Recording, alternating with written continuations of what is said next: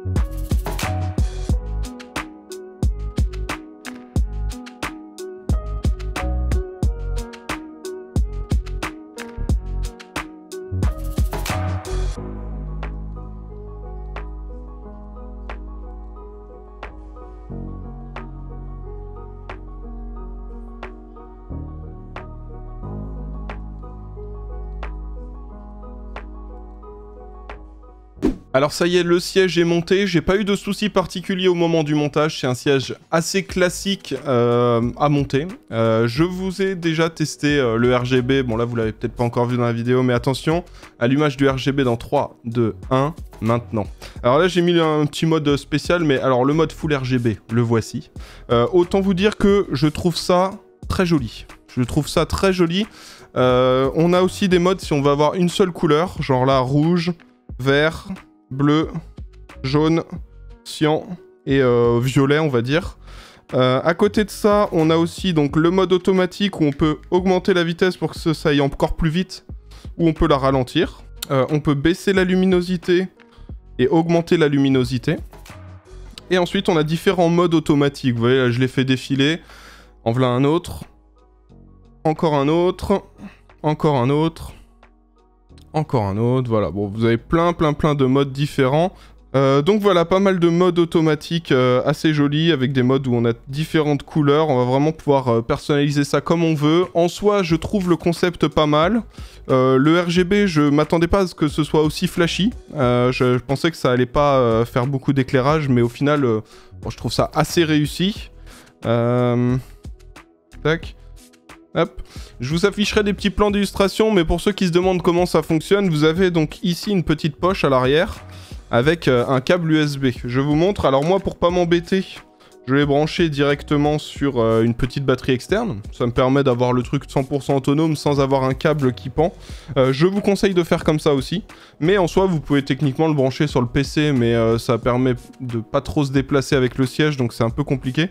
Moi, je vous conseille de prendre la technique avec une petite batterie. À la limite, vous en achetez deux. Quand il y en a une qui est en train d'être utilisée, vous rechargez l'autre, etc. Et ça vous permet d'avoir votre petit siège RGB. Alors dites-moi dans les commentaires ce que vous en pensez. Moi, je trouve, en tout cas au niveau du RGB, que c'est réussi. Je ne me suis pas encore assis sur le siège. La qualité de fabrication, je m'attendais à moins bien que ça, en tout cas. Donc à première vue, pour l'instant, c'est mieux que ce que je pensais. On va tester le confort. Je vais vous dire en direct ce que j'en pense. Là, pour l'instant, je suis sur mon Auraxit, sachant que Auraxit, c'est quand même du très haut de gamme en termes de qualité. Donc je suis habitué à du très bien. On va voir ce que ça donne avec ça, mais clairement, les finitions sont pas si mauvaises que ça. Alors, il y a pas mal de parties qui sont en plastique, genre les pieds, par exemple. C'est dommage, ils sont en plastique, pas en métal. Les accoudoirs ont pas l'air incroyables non plus, mais globalement, c'est moins pire que ce que je pensais, on va dire. Alors c'est parti, je m'assieds dessus et je vous dis en direct ce que j'en pense.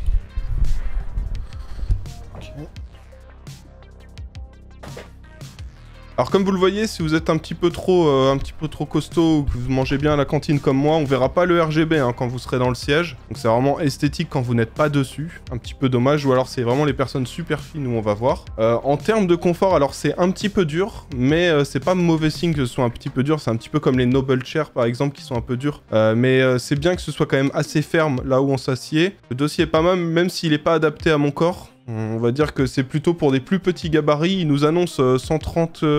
Attendez, je vous dis ça, il nous annonce 136 kg. Moi, je pèse 110 kg et clairement, je le trouve un peu trop petit pour moi.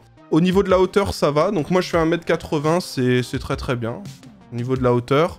Mais c'est peut-être, vous voyez, la largeur, là, cette partie-là qui me rentre dans les épaules et qui me gêne un petit peu. À part ça...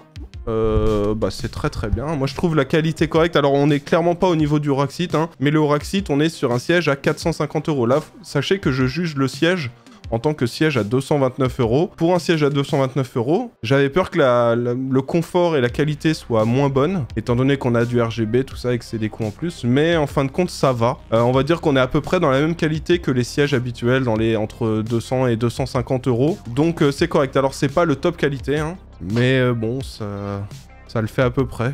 Bon alors pour conclure sur ce petit siège Intei RGB, je trouve qu'en soi, la qualité du produit, elle est adaptée au budget du produit. C'est cool d'avoir du RGB.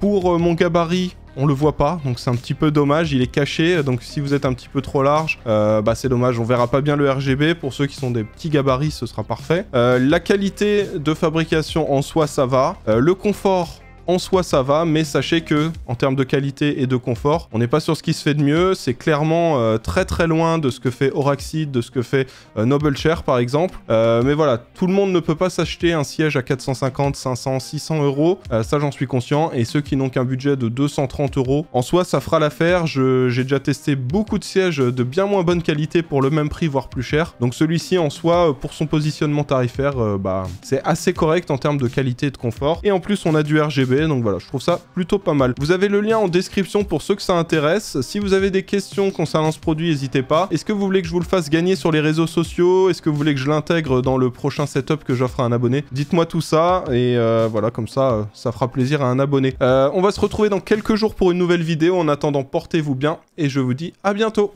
Allez, ciao!